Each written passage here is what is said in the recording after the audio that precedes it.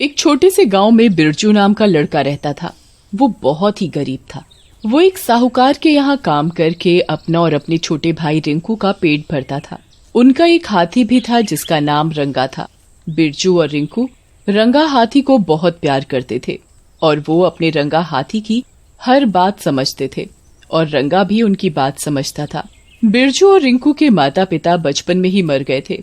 रंगा हाथी के अलावा उन दोनों भाई का इस दुनिया में कोई नहीं था। एक दिन की बात है, बिरजू रिंकू से कहता है, रिंकू, रंगा के साथ ही खेलते रहोगे या साहूकार के यहाँ भी काम करने चलोगे? अगर जरा सी भी देर हो गई तो साहूकार गुस्सा करेगा। हाँ भाई, अभी चलता हूँ। फिर दोनों भाई साहूकार के यहाँ काम करने चले जाते हैं तो उन्हें आने में थोड़ी देर हो जाती है। आज फिर तुम दोनों को आने में देर हो गई। मैंने कितनी बार कहा है थोड़ा जल्दी आया करो। वो आज घर पर थोड़ा काम था तो इसीलिए देर हो गई। अब जाओ, जाकर काम करो। साहूकार के जाते ही, बिरजू भैया, ये साहूकार भी ना जरा सी देर क्या हो जाती है तो कितना गुस्सा करता है, और जब हम ज्यादा काम करते हैं तो फिर कुछ नहीं कहता। क्या करे रिंकू, हमारी किस्मत ही ऐसी है।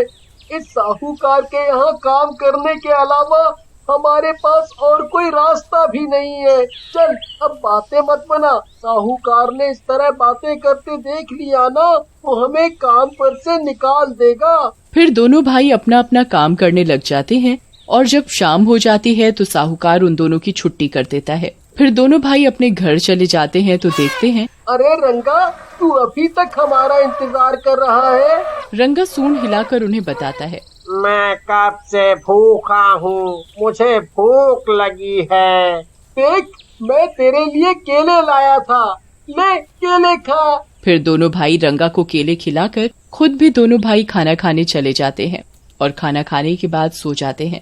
फिर आधी रात के समय जब दोनों भाई सो रहे होते हैं तो कुछ आदमी रंगा को पकड़ कर ले जाते हैं। इस हाथी के तो बहुत दाम मिलेंगे। सही में हम तो माला माल हो जाएंगे।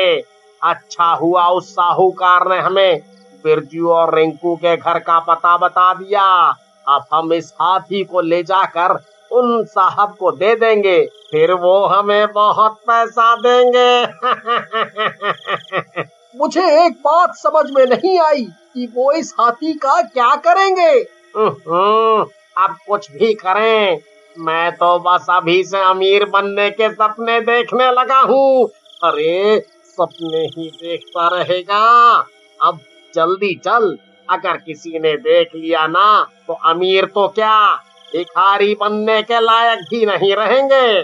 फिर वे सभी आदमी रंगा को गांव से दूर एक पुरानी हवेली में ले जाते हैं। वहाँ उन्हें एक अजनबी आदमी मिलता है जिसने अपने मुंह पर नकाब लगाया हुआ था, तो वो रंगा को उस आदमी के हवाले कर देते हैं। ले आए हाथी को, ये लो तुम्हारा इनाम। तभी उन आदमियों में से एक आदमी उस अजनबी से पूछता है, साहब, अगर आप कहो तो एक बात पूछूं? हाँ, पर जल्दी पूछो। साहब, आप इस हाथी का क्या करेंगे?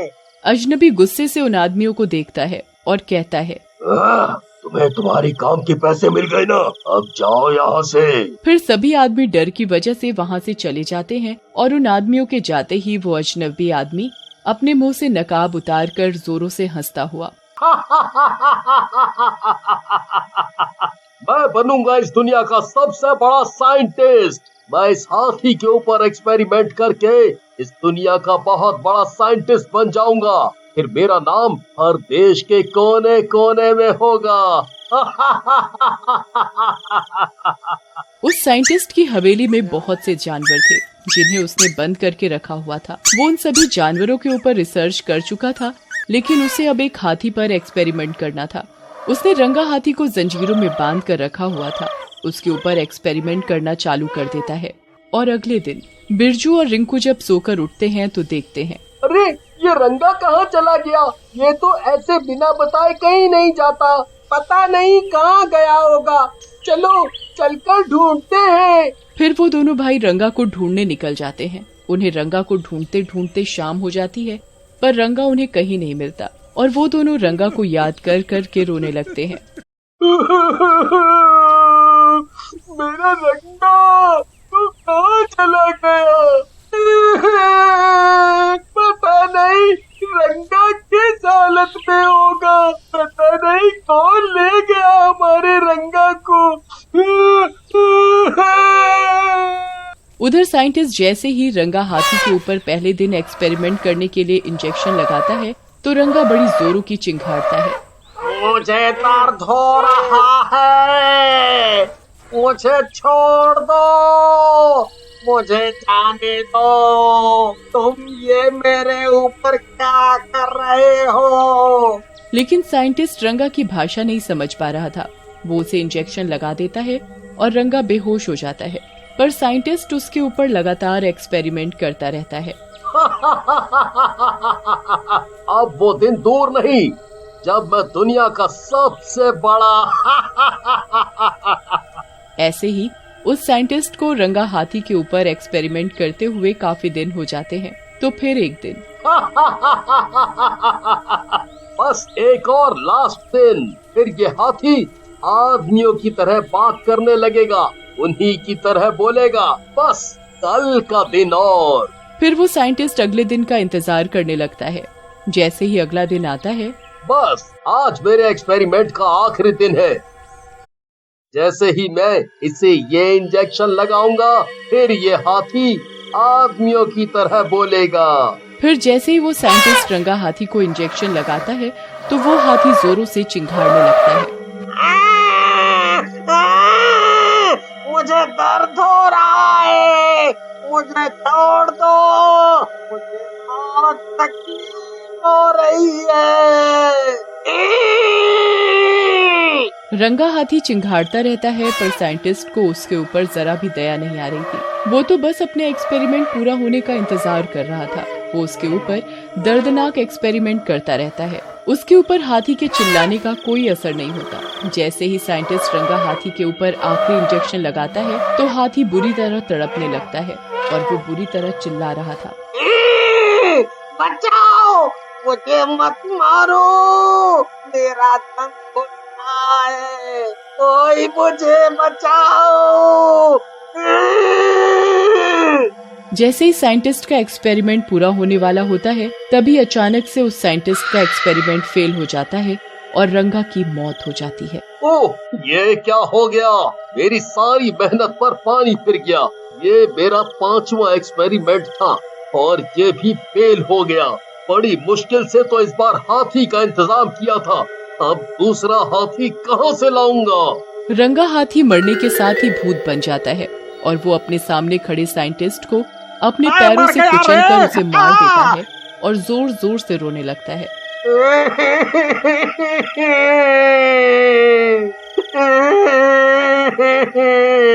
किसी भी आदमी को नहीं छोड़ूंगा।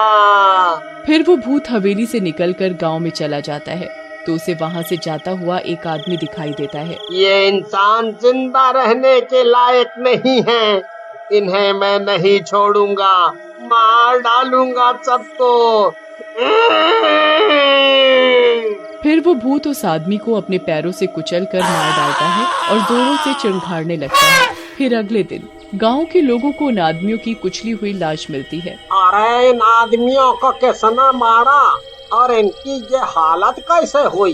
इन्हें किसने कुचला होगा? क्या पता कौन इन्हें मार कर चला गया, पर कौन कर सकता है ऐसा? देखने से तो ऐसा लग रहा है जैसे किसी हाथी ने कुचल दिया हो। हाँ भैया, आप सही कह रहे हो।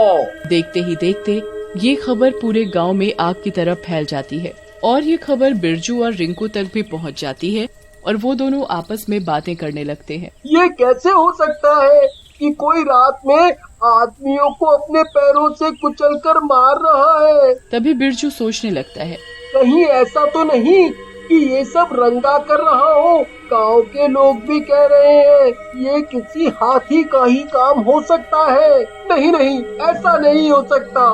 तभी बिरजू रिंकू से कहता है, जो मैं सोच रहा हूँ कहीं तू भी तो नहीं सोच रहा? हाँ भाई, पर हमारा रंगा ऐसा नहीं कर सकता। वो तो बहुत ही अच्छा है। वो तो किसी को मारने की सोच भी नहीं सकता। नहीं नहीं, हमारा रंगा ऐसा नहीं कर सकता। वो कोई और ही होगा जो आदमियों को मार रहा है। ऐसे ही सोचते सोचते बिरजू और रिंकू का सारा दिन निकल जाता है और रात को दोनों भाई खाना खाकर सो जाते हैं। और जैसे ही आधी रात होती है, भूत गांव में घूमने लगता है। तभी उसे एक आदमी दिखाई देता है तो वो उसे पकड़ लेता है। मुझे मत मारो, अरे मुझे मत मारो, मुझे छोड़ दो, मुझे क्यों मार रहे हो? भूत उस आदमी की एक नहीं सुनता और उसे अपने पैरों से कुचल कर मार डालता है। जब भूत उस आदमी को मार रहा होता है तो एक औरत अपने घर की खिड़की से ये सब देख रही होती है।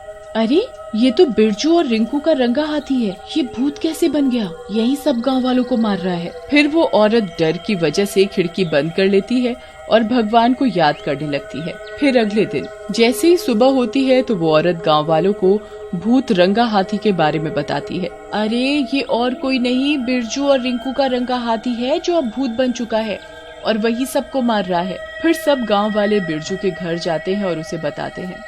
बिरजू, तेरा रंगा ही ये सब कर रहा है, वो ही सबको मार रहा है। अब तू ही सबको बचा सकता है। मुझे तो उम्मीद ही नहीं थी कि मेरा रंगा कभी ऐसा भी कर सकता है। फिर जैसे ही रात होती है, रंगा भूत गांव में घूमने लगता है और एक आदमी को वो भूत मारने ही वाला होता है। तभी बिरजू और रिंकू भूत के सामने आकर खड़े हो जाते हैं। रंगा, छोड़ दो इन्हें, इन्होंने तुम्हारा क्या बिगाड़ा है और तुम इन गांव वालों को क्यों मार रहे हो? तुम तो ऐसे नहीं थे। और तुम्हें किसने मारा? अपने स्वार्थ के लिए मुझे मार डाला। मैं तड़पता रहा, चीखता रहा, चिल्लाता रहा, पर मेरी किसी ने एक नहीं सुनी। वो मुझे दर्द देता रहा और मुझे मार डाला।